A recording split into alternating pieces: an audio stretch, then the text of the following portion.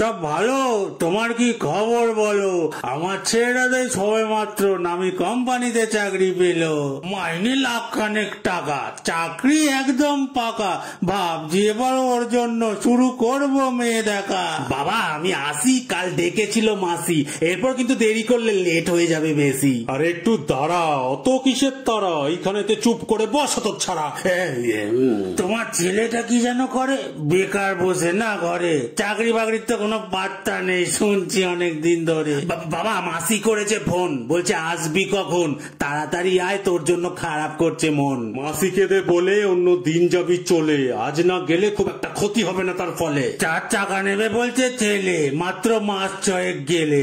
কেই বা বলো না নিয়ে থাকে এরম চাকরি পেলে। ওরে পাগল ছেলে, সময় যাচ্ছে চলে, অন্তত একটা বাইক এনে তার পুরনো সাইকেলটা ফেলে। কাকু সময় হলে পরে ঠিক গাড়ি আসবে ঘরে, আপনাকে অত ফোনা তুলতে হবে না, চিল্লে চিল্লে ঘরে। বলছিলাম কাকিমা বাড়ি ফিরেছে, কার সাথে যেন কি করেছে, বিমল কাকুর সঙ্গে হোটেলে পুলিশ হাতে নাতে নাকি ধরেছে।